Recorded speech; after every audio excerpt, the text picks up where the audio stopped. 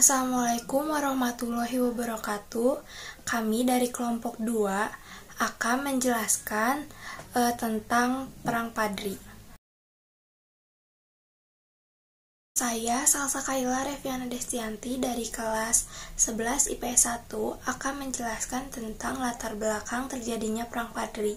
Perang Padri adalah peperangan yang berlangsung di daerah Minangkabau, Sumatera Barat dan sekitarnya, terutama di Kerajaan Pagaruyung dari tahun 1803 hingga 1838. Perang ini merupakan peperangan yang pada awalnya akibat pertentangan masalah agama, sebelum berubah menjadi peperangan melawan penjajahan. Istilah Padri berasal dari kata pidari atau padre, yang berarti ulama yang selalu berpakaian putih.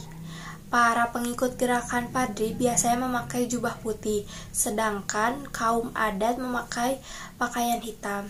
Selain itu juga, ada yang berpendapat bahwa disebut gerakan Padri karena para pemimpin gerakan ini adalah orang Padari, yaitu orang-orang yang berasal dari Pedir, yang telah naik haji ke Mekah melalui pelabuhan Aceh, yaitu Pedir.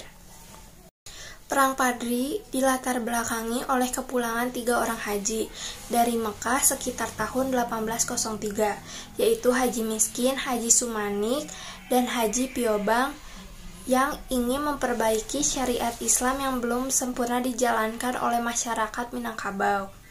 Mengetahui hal tersebut, Tuanku Nan Renceh sangat tertarik lalu ikut mendukung harapan ketiga orang haji tersebut bersama dengan ulama lain di Minangkabau yang bergabung dalam Harimau Nan Salaman.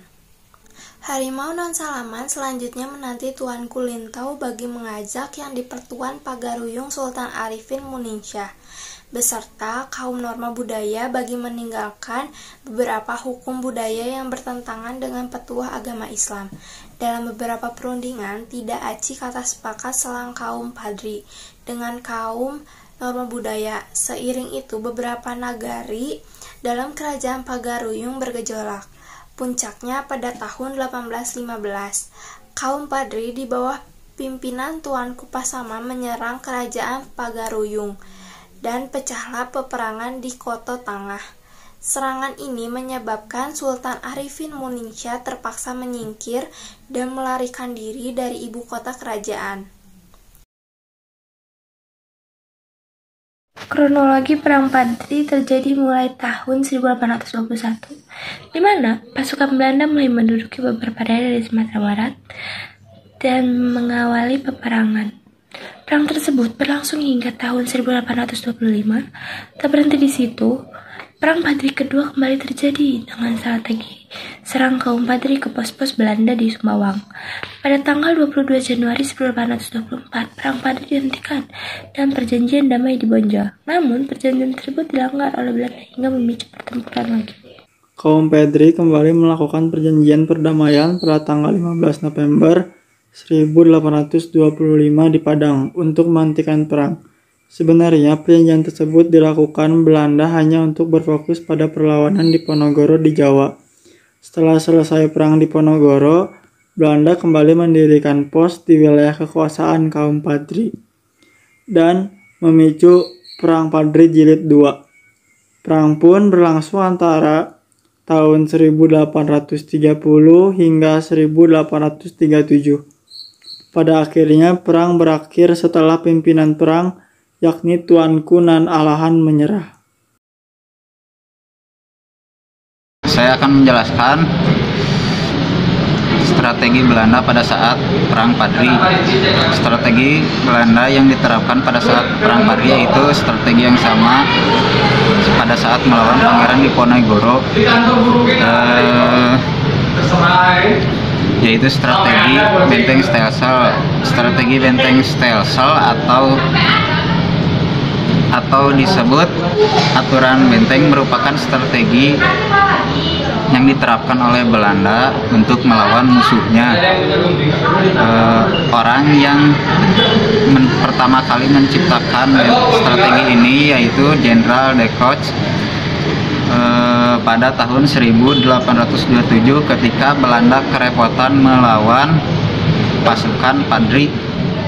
atau pasukan di Ponegoro. Assalamualaikum warahmatullahi wabarakatuh. Strategi perang kaum Padri, Regruk dan gerilya. Setelah mengalami kekalahan dari Belanda, kaum Padri pun menyusun ulang serta mengevaluasi kekuatannya kembali. Mereka melakukan hal ini daerah Lintau. Kaum Padri menghalau serangan Raaf di Tanjung Alam serta Luhak Agam. Kemudian juga di Baso. Kaum Padri membuat kapten Belanda yang bernama Govinet terluka parah hingga meninggal. Strategi baru yang dirancang oleh kaum Padri menuai kesuksesan, sebab dipimpin oleh Tuanku Nan Receh. Kaum Padri pun berhasil menekan Belanda terus-menerus hingga kembali ke Batu Sangkar. Aliansi antara Belanda dan kaum adat nyatanya tidak mendapatkan keberuntungan besar, sebab di bulan April 1823 Belanda menambah kekuatan dan Raaf pun menyerang daerah Lintau lagi. Akan tetapi pertahanan dari kaum Padri terlalu gigih bagi Belanda. Akhirnya Belanda lebih memilih untuk kembali ke Batu Sangkar atas permintaan dari Belanda. Sultan Arifin Muningsyah dipulangkan kembali ke Pagaruyung di tahun 1844. Raaf pun meninggal dikarenakan demam, serta Sultan Arifin wafat di tahun 1825. Di tahun yang sama, Belanda berhasil menduduki Kapau, Biara, Ampang Gadang, serta Koto Tuo. Ekspansi Belanda ini dipimpin oleh Laemlin. Meski begitu, pada akhirnya Laemlin meninggal di Padang karena mengalami luka yang parah.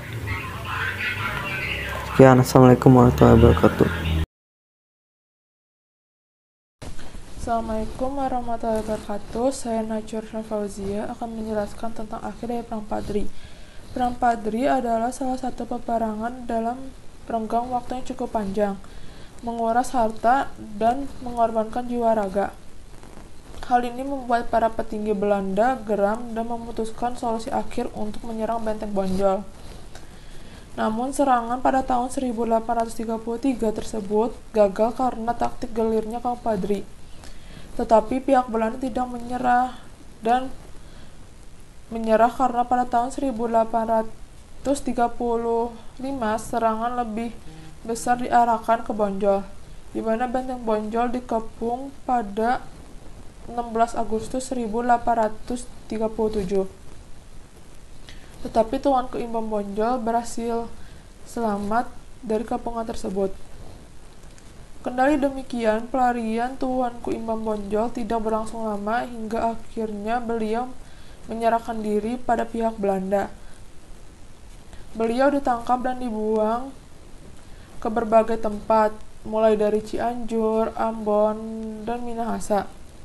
Pada akhirnya beliau meninggal di tempat pengasinannya. Akan tetapi, peperangan ini masih berlanjut sampai akhirnya benteng terakhir kaum Pardi di Dalu-Dalu yang waktu itu telah dipimpin oleh Tuanku Tambusai jatuh pada 28 Desember 1838.